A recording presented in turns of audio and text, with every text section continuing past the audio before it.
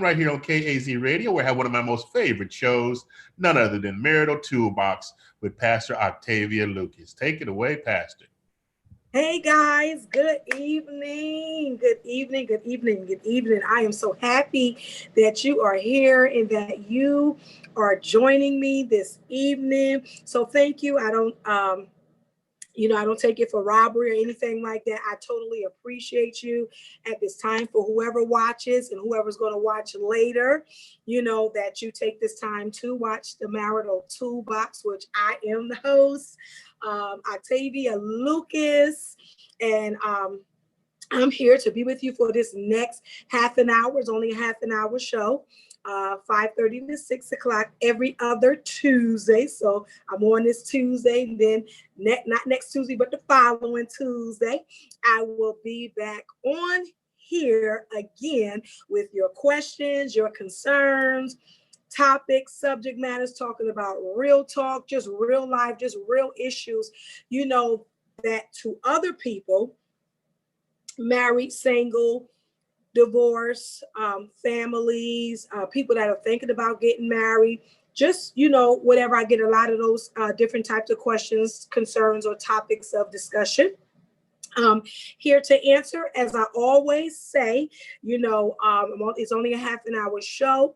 So I can't get too much into depths and into details and different things like that. But what I can do is I can hit some surface stuff, and I can hit some points and different bulletin points and different things like that, to help you along your way. I'm just here for this half an hour just to help you possibly along your way, to possibly answer your questions to the best of my ability, the best of my know-how. A lot of times it'll be from experiences what the Lord will share with me, or I'm led by the Spirit, or just like I said, experiences, or just some type of help or some type of wise counseling. But as I always have said, if you watch the show, do your own research, pray, talk to the Lord, and do your own research. Get with some counselors, get with somebody you trust.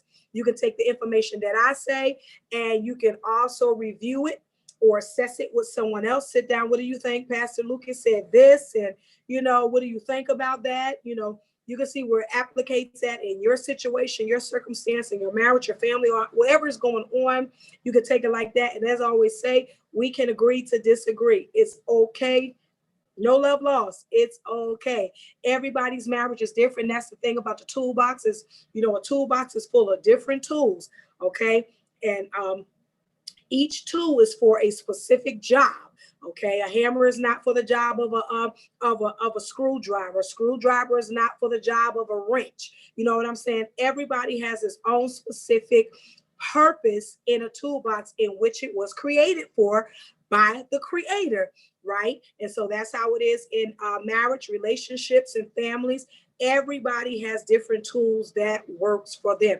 What I may say today, this afternoon in this half an hour may not be the tool for you to answer this question or whatever, or it may not be a tool, it may be somebody else's. So just, I always say, just keep an open mind, never say something won't work unless you've tried it, or unless you really know it's not going to work, or maybe you tried it and you found out, no, I already heard that it don't work, or whatever the case be like that. But just have an open mind and, about it and different things like that. Because one of the things that often go on in a relationship or a marriage or dealing with family problems, when we're in that frustrating point, or we in that over the top point, or aggravated, and we just don't know what to do, the first thing we do is, I know, having been married for 25 years, you shut down. You kind of shut down. You reach out for help. Excuse me. You want the necessary help, but then in the same breath or the same token, you have really shut down. Your frustration, your anxiety, your overwhelmingness, all of these things has shut you down, although you really are looking for the guidance and you really want the help, and you're hoping that this guidance or this counsel or something is going to help, but you've kind of shut down a little bit. And so only thing I say is, when it comes to counseling and even looking at a show such as this, the Marital Toolbox, or maybe you may see other marital shows and with a husband and wife, or other single shows or whatever, watch those shows, radio shows, wherever you see it at, lives. watch those shows kind of with an open mind. Pray before you watch them. Because one thing that the enemy don't want is a marriage or a relationship to survive, especially a marriage, something that's ordained and instituted by God between a man and a woman. Okay.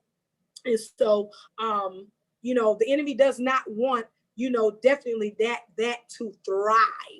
He want all types of things to come into the marriage to change the marriage, to change the dynamics of marriage, as we have seen what's going on, inclusion and all these different things, all these different other things that people, laws and different things are being trying to pass, such as, pedophilia.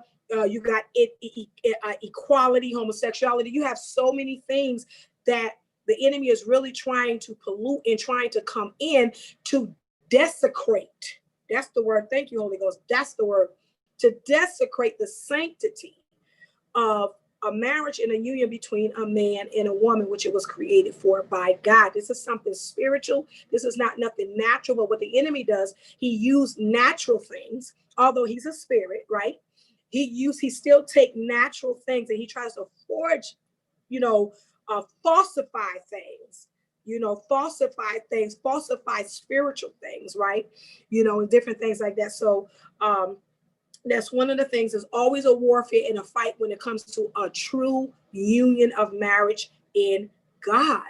And the reason why I use the word, and the only reason why I'm talking is because I only have one. I did have something else, but I was asked, please see if you can answer this question. Please see if you can answer this. So it wasn't really a question, it was really a statement. But anyway, I would get to it. So one of the things we have to always be careful is that in our marriages, we're governing ourselves, right? Especially if you're a believer, you're governing yourselves, according to the word of God, governing yourselves according to your character, integrity, all those things in a marriage, different things like that. That's going to keep the enemy out, because his job is to get in. He wants to get in. That's all he wants to do. Is if he can get in, he'll use the children, he'll use the husband, he'll use the wife, he'll use the mother, the father, the in-laws, family, outside family, just to create some type of chaos, just to create some type of something, just to bring some type of division and confusion in the midst of a marriage, because this is something that he does not want to see. Okay. And so we just have to be careful about those things. Well, anyway, we're going to dive into this. And there's only one question. So I don't know how long I'm going to be on this. I can't really see my time, anything like that. But it's just one. It is not even a question. It was a statement sent. And normally what happens is how I get my topics of questions and concerns is I normally get people, they shoot me in my Facebook message, shoot me topics and all these different things in my Facebook message, right?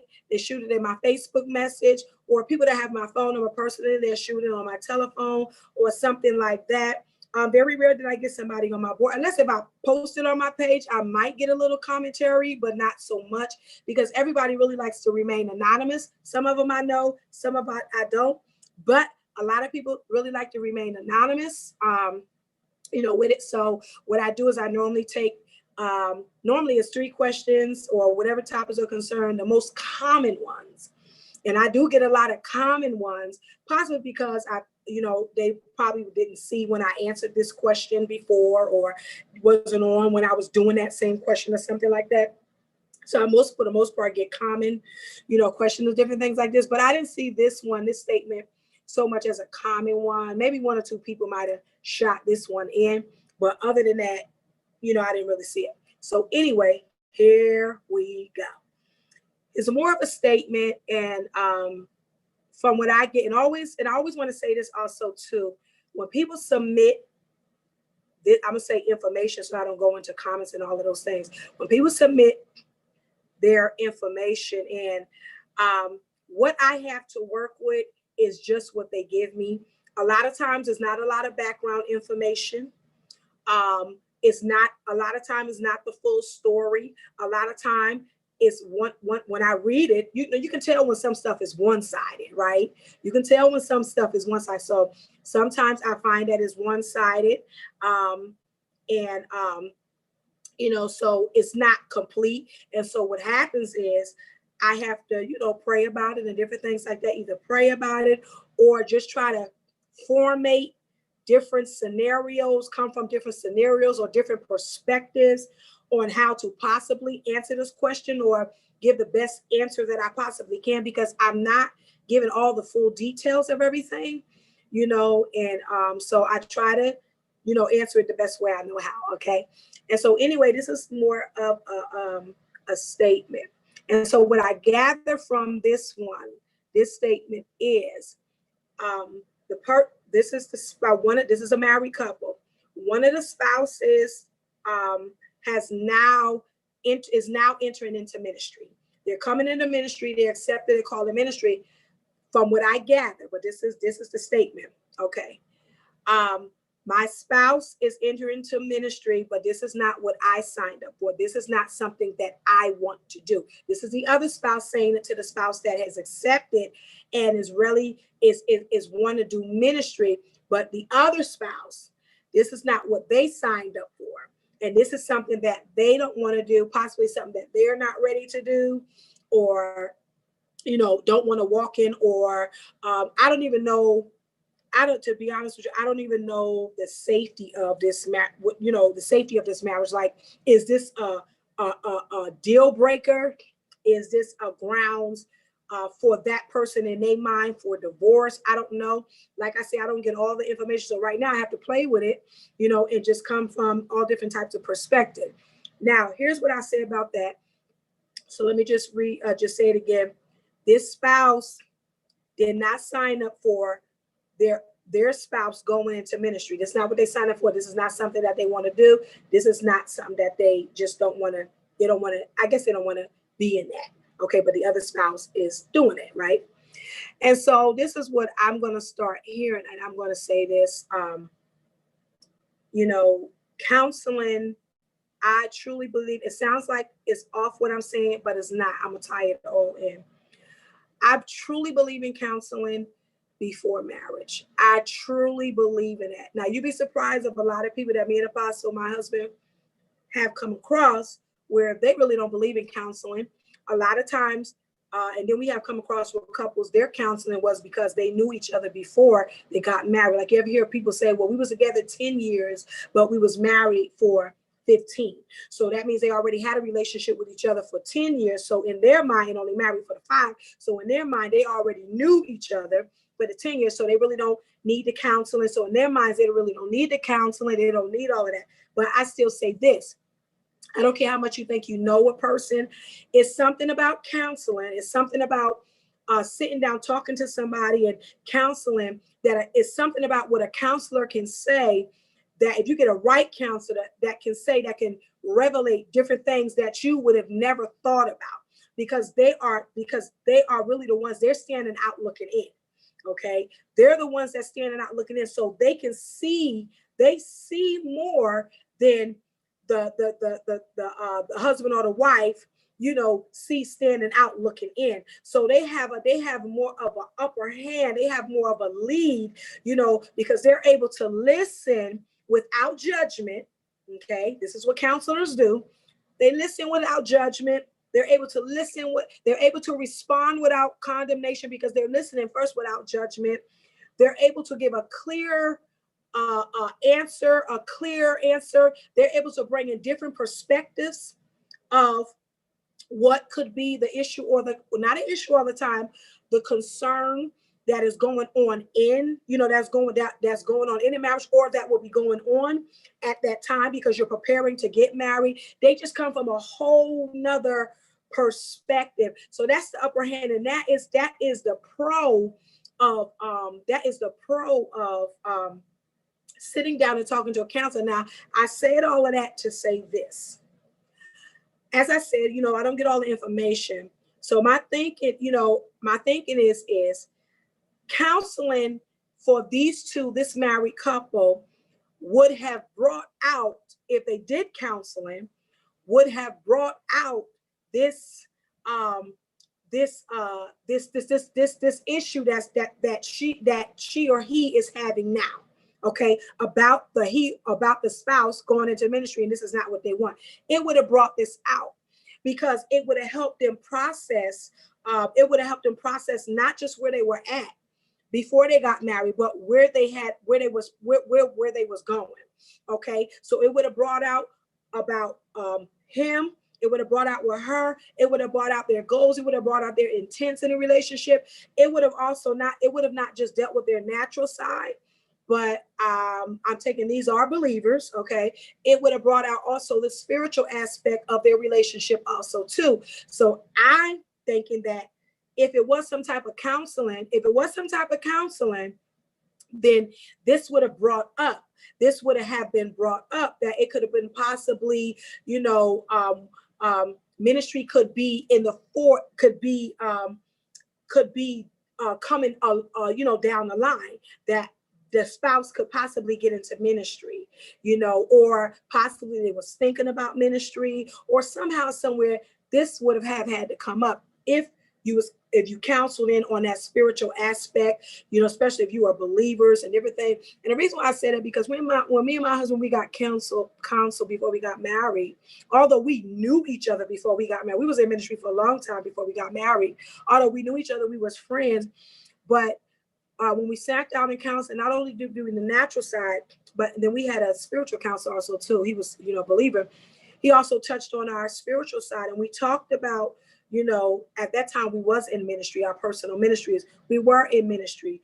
We talked about our ministries. We talked about the use of our ministry in our marriage. We talked about the intent of the ministry for our marriage. Where was we going in our marriage? What ministry? Was this a together thing? Was this a separate thing? Or, were we in agreement with each other being in ministry? What did he think about? I'm telling you, even this question came up. What did he think about?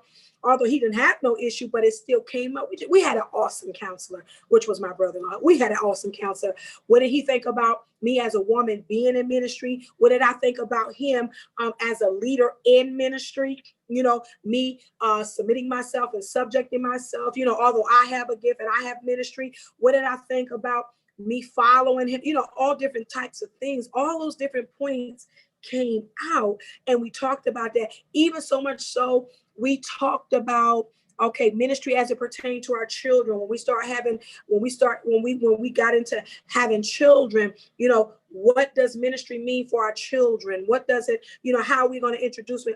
Different things like that. I mean, he was very in-depth detail, because we were believers, and our spirituality outside of our natural part, our spirituality played a big part, especially as my husband being the head and the leader, in how the dynamics of our family was going to stay together, how the dynamics of our family was going to flow, how the dynamics of our family was going to move, how it was going to function, how it was going to be positioned, not just in the natural sense, but in the kingdom sense, and different things like that, who we are, what we were, because our spiritual affected our natural, and our natural affected our spiritual. So I said all that to say, if this was a couple that sat down, hopefully they may be watching, hopefully. But if this was someone, or maybe someone is watching, possibly, or get on later, that you may be going through this. But if this was a believing couple that really sat down with someone that was really candid and didn't just shoot the breeze or anything like this, different things like this would have come up. So this would have been an area of topic that more than likely of the other spouse going into ministry would have come up, and that concern could have been addressed in counseling. So that's why I said all what I said about counseling. You understand what I'm saying? The Bible says in Proverbs 11:14, where no counsel is, meaning where no guidance, counsel means guidance, where there's no type of guidance, is the people fail.